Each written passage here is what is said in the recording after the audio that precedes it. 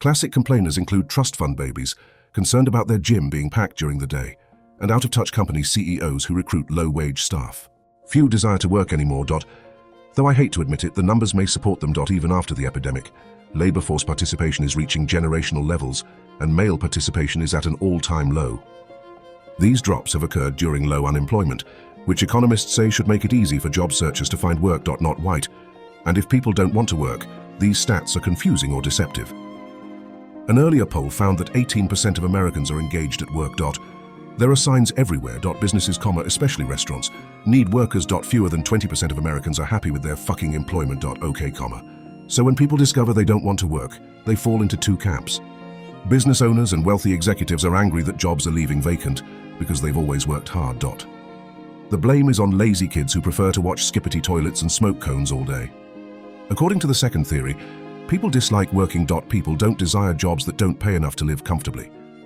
Finding common ground amongst disparate groups is good. Thus, the only remaining task is to determine why people don't want to work. Three types of employment are often unpopular. Companies won't be able to fill a full-stack senior development role in Silicon Valley for $50,000 a year, plus equity in their dubious pre-seed startup. But they'll still try. Even minimum wage jobs in high-cost areas will be harder to fill. First, employment that pay below market rates for experience or location. Even finance bros share residences in this city.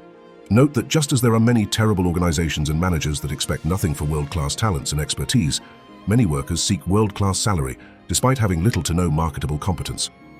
This new survey is one of the most informative on the topic. A sample of Americans was asked what they thought the minimum wage was for financial success.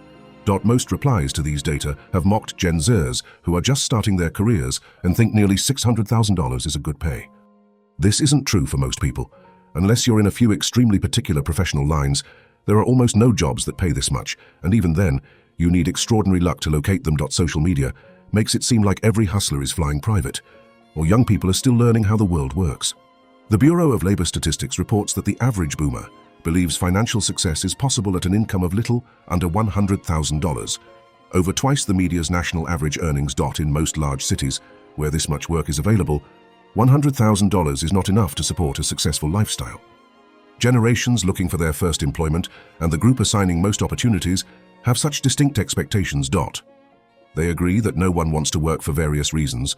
Second, no one wants to work in jobs with aggressive management or significant overtime. Even if you avoid a manager who thinks shouting motivates staff, you've probably worked extra hours to avoid being fired or reprimanded. A surprising percentage of firms nationwide do this. A 2023 workplace poll found that the average full-time worker in the nation, understudied, works 9.2 hours of unpaid overtime. High staff turnover plagues these professions, yet hiring is easy. Third is a list of non-existent jobs. Even if you want a job, most of your applications will be utilized to construct a workforce database, rather being considered. Almost everyone has heard about ghost employment. Now, whatever the cause, fewer people work. All of these data suggest that labor in the current economy is more concerning than merely resolving a quarrel between entitled Zoomers and out-of-touch boomers. People still want to work. They cannot afford it. Let us learn about money and the worst work phrase. Millions of people think no one wants to work because they can't pay $15 per hour for someone with 20 years of experience in a 5-year-old programming language. Some folks don't work because they think they're better off running their NFT dropshipping business from home unless they're offered 6 figures in their first year of high school. Both groups are shockingly numerous. Mocking both sides is amusing, but it hides the real cause of the labor force participation fall. As expected, particular age groups and regions are driving this development. If you exclude the youngest and oldest workers, labor force participation is near record highs. This makes sense since both men and women work full-time today, and most homes need it for financial reasons. Thus, people are obliged to work while not wanting to. Reason for labor force participation reduction. Many young and senior workers lower the average. Older workers are easier to explain. A's lifespans increased, more people worked in non-physical jobs and delayed retirement. Thus, more over 55s worked. This is changing as self-funded retirement plans and asset values allow many over 55s to retire. After COVID-19, several persons received severance benefits and decided to retire early rather than return to work. Young people's labor force participation is falling for a number of reasons, including the fact that more people are getting bachelor's degrees, which means they will start working later in life, and the fact that fewer people are working part-time jobs while they study, likely due to the high cost of doing so. You may already know that finding a job after college is getting harder. Several months ago, a Berkeley professor's article about his top students from a top university's difficulty finding work and technology in an area that was urgently hiring intelligent grads went viral. A Berkeley computer science graduate, even if not, would have had multiple good job opportunities in terms of work, kind, location, pay, and employer 24 months ago. However, outstanding individuals with 4.0 major GPAs are contacting me in anxiety because they have received no offers. I think this tendency is inevitable and may be part of a wider trend that affects almost every industry. One of the nation's best institutions produces dismal material. Those who cannot find work with their existing degree often get another degree to improve their employability, even if it may not be wise. Since it's now common to stand out in a competitive job market, and to be honest, it's a nice way to avoid the reality for a few more years, master's and doctoral degrees have increased even faster than undergraduate degrees. Spending 2 to 8 years in education for advanced degrees keeps people out of the workforce, making the average look worse. Thus, those ages propagate this ridiculous belief.